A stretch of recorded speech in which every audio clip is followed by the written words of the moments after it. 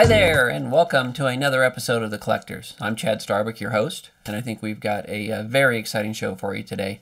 Our guest is the Felt Fanatic himself, Zach Goodman. When it comes to vintage pennants, I certainly think that Zach is probably the expert in the industry. So Zach's going to be talking a little bit about his vintage pennant collection with us today, plus many other things. So let's jump right into it. All right, Zach. Hey, thanks for joining. Thanks for joining us today on The Collectors. It's a pleasure to have you on. Glad to have you here. Thanks for having me, Chad. This is a super cool idea, so it's fun to dive into stuff like this and really, get to the essence of why we're all here. Exactly. So, hey, the first thing I want to jump into is your moniker, the Felt Fanatic. So, is there a story behind that at all? It's kind of like the classic story where it's a name that came up over beers. And I taught English in high school. I've always kind of had a way with words as a writer and a historian. It's always kind of been fun to be alliterative or anything. And as pennant collecting grew, and I was going to card shows, and obviously like in sports collecting, baseball cards dominate the market. Right. It's always baseball cards. And even so to collect pennants is very different. And people would always kind of point at me, the different dealers, be like, oh, you're the pennant guy. You're the pennant kid. You're the felt guy, whatever. And I remember reading an auction description for a pennant and something, and it said felt enthusiast. And then that immediately triggered Felt Fanatic. And I said, that was it. It was this big eureka moment. And, immediately just really started to take it on. And once you print it up, branding materials, and it's really kind of allowed me to get in touch with my artistic side because all my logos and everything are my art. And that's cool.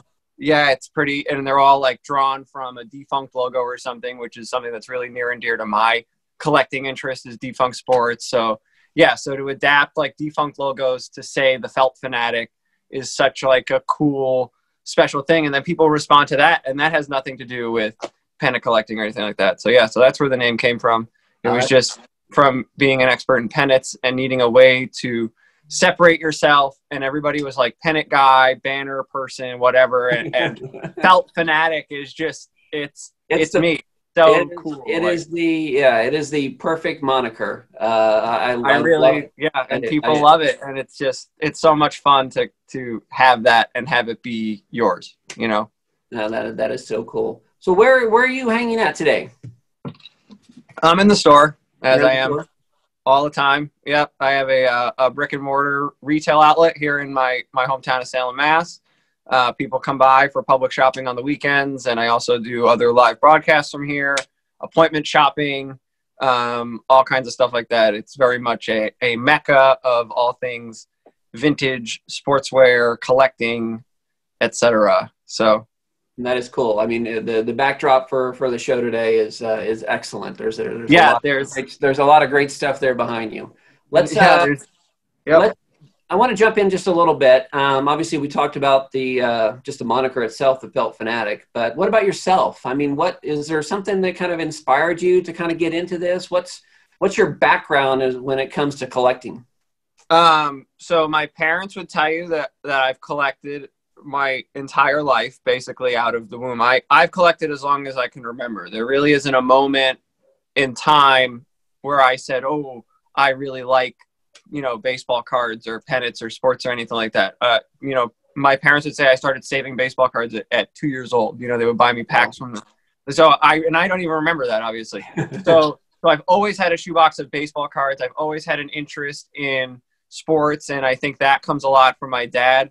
He's been a season ticket holder for the Patriots going back to the 80s, and is really, which is unusual here, to be a Patriots fan before even a Red Sox fan or a Bruins fan, because all the four teams kind of blend together here. But yeah, so he's been taking me to games since I was very little, and going to games and this experience of sports is really near and dear to me.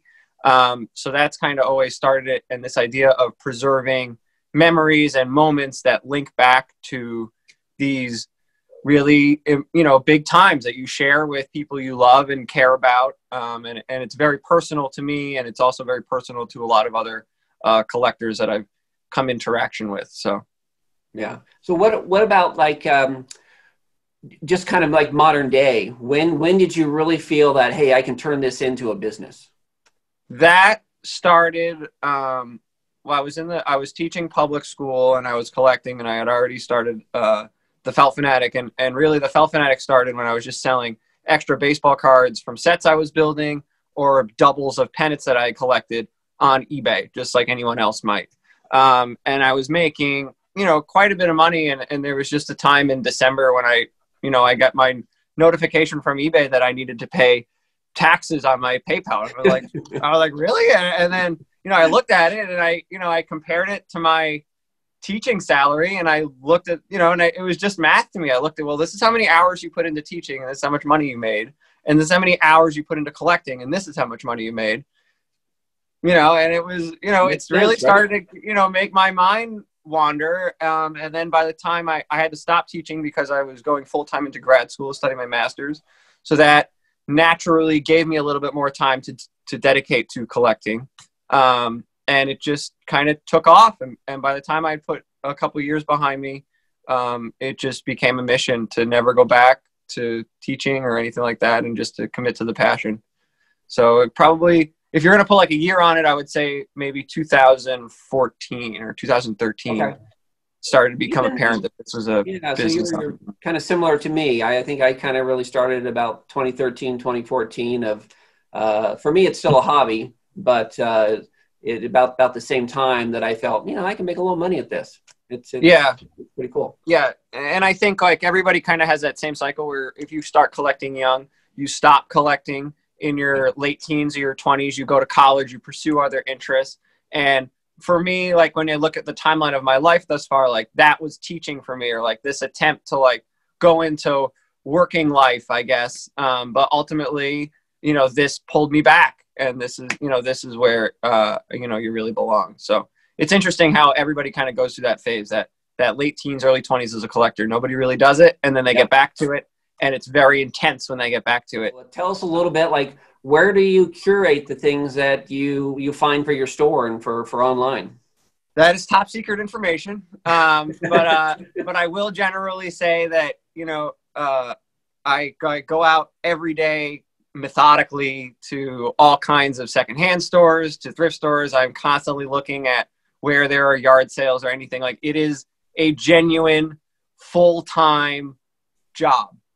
Like anybody else would go out, and it's a full-time job to curate the best things. And I say that there's really two full-time jobs here. There's 40 hours that I work in the store, getting everything the way it needs to be. And then there's another 40 or 50 hours that I'm outside the store, finding the things that go into the store. So like the coolest thing I found today was this. I don't know if you remember Sega Genesis. Oh yeah. Oh wow. Yeah, I found a new in the box Sega Genesis. Wow. That's amazing. Yeah. So that was like the coolest thing today. I love posting like the find of the day or whatever on my Instagram page. Like you really never know. I say it's like free lottery tickets. The thing with lottery tickets, everyone's like, oh, well, you don't know until you play. Well, you don't know until you walk inside a thrift store. It doesn't cost anything to walk inside a thrift store. So there could be anything in there. Today was a new Sega. Yeah, that's pretty cool. And I think people don't understand how much time it does take to bring all your items together. I mean, like you said, the amount of time that you spend outside the store going to whether it's estate sales or whatnot, I mean, it's exhausting to be able to pull out, and that relates to the prices that you put on things, right? I mean, yeah, everything's related to a market value. Like I really do feel like there's a real mathematical, economic basis to this. And I think that's part of a big understanding of if you want to be a professional at this or if you want to be a hobbyist. And people who value their items, certain ways, like there just is a math to it. That's really what it comes down to for me.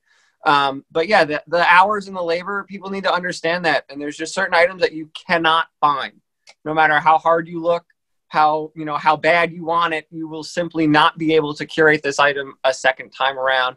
Right. And there, that's when you get into museum quality pieces or serious auction house pieces and stuff like that, when all the collectors get together who really want it and they, outbid each other. But it all starts at a flea market, at a basement, in a garage, that has to be found somewhere. before it makes its big appearance. So probably there's a point now where people are coming to you with items too, right? Definitely, like having the brick and mortar store it's a cool advantage because people do seek you out. They look up online, they say where are stores available to do buying. They seek out my expertise, especially for pennants, and auction houses have been doing that for a number of years. Different people in the industry who just need a word or need just a good vibe on something, and I really relish that. It's an honor, to be sought out for that expertise. Yeah.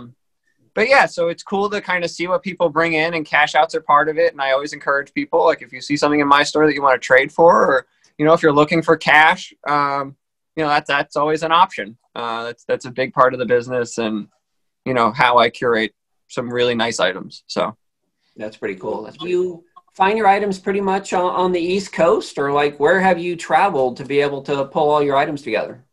It's a national hunt, Chad. It Wow. really is. And Instagram and social media, that cliche has allowed you to network with so many people around the world. So they know me as the Felt Fanatic. And, I get pictures from people posting pennants every day, pretty much, are you interested in this, or what's this about, or something.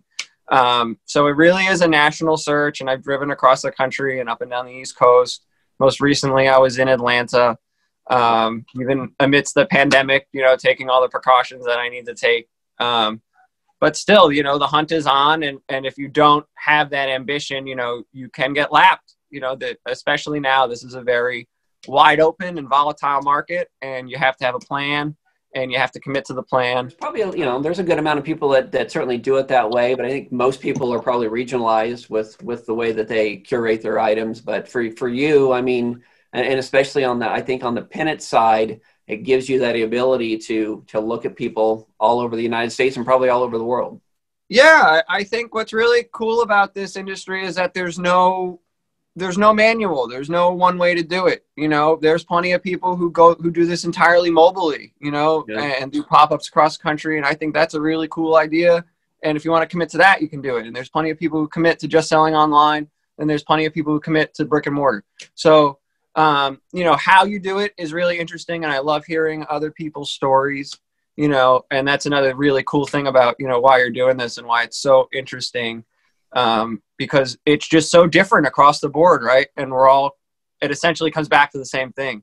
So it's a lot of fun to kind of investigate these topics and how it shakes out and where it comes together. Let's jump kind of into your collection now. So obviously you've been doing this for a while and have been known as the, I certainly consider you the pennant expert. Yeah, it's cool. Like, we've gone way back, and you really were one of my first followers, almost, like when I fired up the Instagram account and I was strictly posting about pennants and pennant collecting. It was never a mission to have a vintage shop. It really wasn't to post Bantees or anything like that. I feel like pennants have really taken a back seat, and they're really, kind of at the top of the pyramid of my goods now. Like, but yeah, it's cool to have that connection with you. And whenever you reach out to me, I always think about the humble beginnings or anything like that, because you've seen it from the little seedling. So yeah, so it's a lot of jerseys in here. But my passion has always been and always will be pennants. I have about 10,000 original.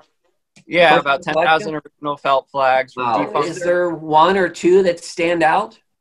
So I set aside one, but anything like, personally, my dad was a big 67 Red Sox. He'll tell you, like, I fell in love with the Red Sox in 1967. So any World Series pennant from 1967 is a must-have for me. I have probably 20 variations. Wow. Those are the coolest, most special items to me, just because, that's, my dad talks about his passion for the 67 Red Sox. I got into sports, and my interest in sports is from his interest in that. Right. So it's very, but in terms of like a museum quality piece, something that's really, really special, something that may not even be in the Hall of Fame, is this 1940s Homestead graze pennant. So this is original, like, 1940s. This is Josh Gibson's Negro League team. They played outside of Pittsburgh. And that, when the Homestead Grays are really quintessential Negro League baseball, and some of the most historic and exciting players went through the Pittsburgh area. So that's one of my most special, exciting, cool pieces is that something that you searched out or just came across? It came up in an auction catalog and I saw it. And that's kind of one of those things where, you keep your ear to the ground and as a pennant collector, like you seek out and you wait for that stuff. So obviously with pennants and stuff, is there something in your collection that, is more unique than anything else? I mean, something that might be a little strange or obscure or anything like that? Yeah. So actually, if we just went above me, can you guys see that? Yep. So some of these pennants here are defunct sports teams, and some of these are really super obscure. And this is like my niche, like par excellence. So like the New York Sets were a world team tennis team that only played in 1976. Okay. So yeah, so stuff like that, or like the Portland Buckaroos played minor league hockey in Portland. They were very, very popular and successful, but they played minor league hockey in Portland, Oregon through the 60s. Wow. So different nicknames and logos and stuff like that. Some teams I have pennants for, they only played 20 or 30 games before going out of business. So seeking out those flags are really, really cool because in a lot of instances, it's the only remaining artifact from the team. Yep. There aren't media guides. There aren't uniforms. There aren't even memories, really. People can't even tell you where these games happen or when they happen, but there is a pennant.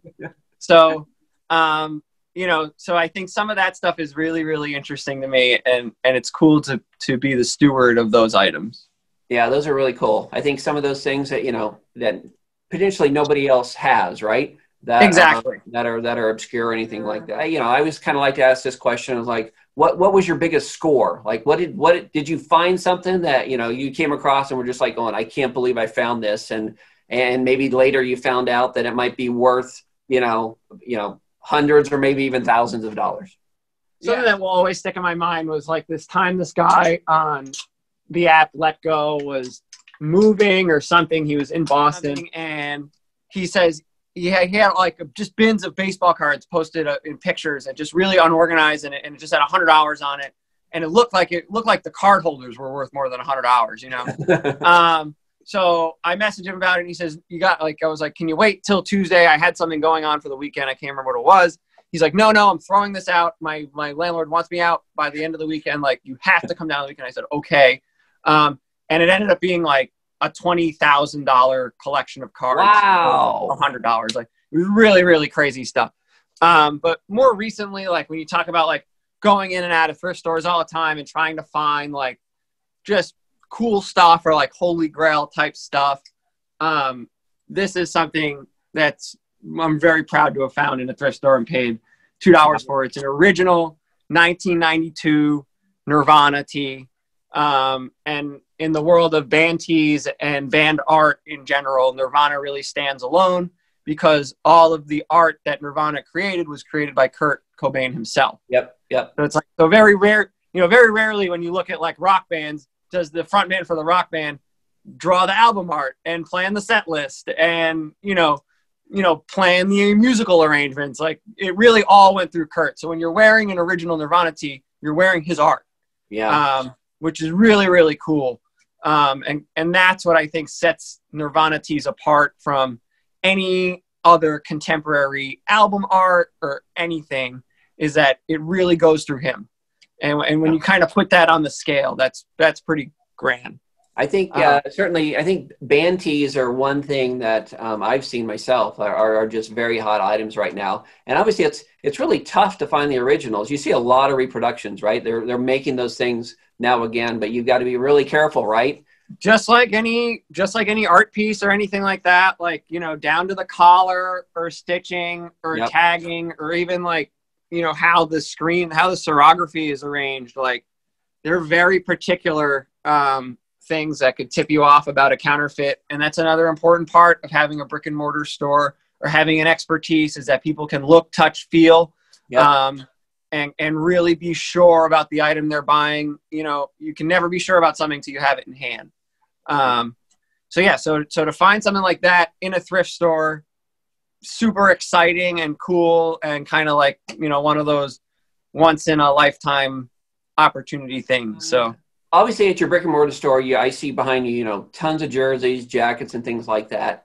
Has that kind of become the bulk of your business now, as opposed to the pennants? Yeah, like I said earlier, like pennants are pretty much at the top of the pyramid of my goods. Like I am always going to be the Felt Fanatic, and I really enjoy being the Felt Fanatic. People who collect pennants are coming to me for the centerpiece of their pennant collection, or kind of this one item that they're really seeking. So they're really at the top of the inventory. I'm not looking to sell, the everyday $10 to $15 items that might be really interesting and that you throw up on the wall. But I really like connecting people with a centerpiece type item. So, while t-shirts and sweatshirts are kind of like the more everyday things that people come and grab and look at, if you really want something special, it's something kind of to add to your personal museum, you come talk to me about a pennant. Yeah. And that's kind of the cool part about the Felt Fanatic, where t-shirts and apparel has filled in a lot of the day-to-day operations of the business, but pennants are always going to be the special, the overarching item, the piece that you look at and say, wow, no one else has that. Yeah, that's great. And that's how I will always remember you, as the, and that means a lot to me. It's very, very special when people say that to me. And when people send me pictures, be like, hey, I saw these and I thought of you. And it's like, that's so freaking cool. Like, who does that, and you can't have that identity so much with a lot of other things the way I have developed it with pennants. And I'm very, very proud of that. So, well, I think you had told me a story once that, you have become such the expert when it comes to, sports collecting as well as pennants. Where have you been featured? My first break was on ESPN. Paul Lucas, who does this blog called the Uni Watch, which is actually something that you talk about, like sparking your interest in sports as a kid. Like, he would write this blog and it would be all about the changes in uniforms and logos from season to season. And I would be like, this is so cool. And then all of a sudden, after I started the Felt Fanatic and launched the website, probably within like 6 months, he found it and posted it in his holiday gift guide. Oh, that's cool. And the premise of the gift guide was, what do you get the person that has everything? You get them a pennant. Yeah. So that was really cool that he picked me up, and it wasn't even like I knew him or asked for anything like that. So he grabbed me on that, and I was featured on ESPN. And then after that, when I was moving out of my pop-up store on Newbury Street in Boston, I connected with the Boston Herald, and they did a story on me as I reopened in Salem the following April. And then for my 1 year, the mayor of Salem came out and congratulated me, and Salem News covered. So it is cool when, people just want to hear your story and interact with you and just take a real genuine interest in it. Cause you work by yourself a lot, and I'm sure you kind of understand, you do this alone so much. And then, these days when people come out and really appreciate it means the world. Where can people find you? I am the only Felt Fanatic in the universe. All you have to do is you can Google the Felt Fanatic into pretty much any search engine or any app, and I will come up. I have an Instagram, an eBay page, and a Depop page for selling. Okay. But on Google, you can reach out through my website, through my email. It's all through the Felt Fanatic. So, if anybody is ever in the Salem area, please reach out and visit. I schedule private shopping appointments no matter what day of the week it is. Okay. I host swap meets in my parking lot for other vintage vendors to get their name out there. And this is really a community hub for vintage collecting and trading and just any cool interests. People are really drawn to this place, and it's a lot of fun. That's really cool. Well, Zach, thank you so much for being on the show today. It was a pleasure having you on. And the door's always open. Best of luck with this project. I look forward to the other interesting and creative people you have on here. It's really, really exciting idea. So best of luck. Cool. All right. Thanks, Zach. See you. See you too. Well, that is another episode of The Collectors that is now in the books. I want to thank Zach Goodman for being our guest on the show today, the Felt Fanatic. I think Zach is quite the expert when it comes to pennants, and I will certainly look to him whenever I have questions about pennants that I find. I certainly will. I want to thank you guys for watching. Be sure and hit that like button down below. Please share this out with your friends and family. And be sure and subscribe to the channel as well so you don't miss an episode. And also, again, if you want to follow me, you can catch me on Instagram at IRememberWhenVintage. And we will now see you again next time on The Collectors, where we'll be meeting with another unique collection and unique collector as well. So take care and keep collecting.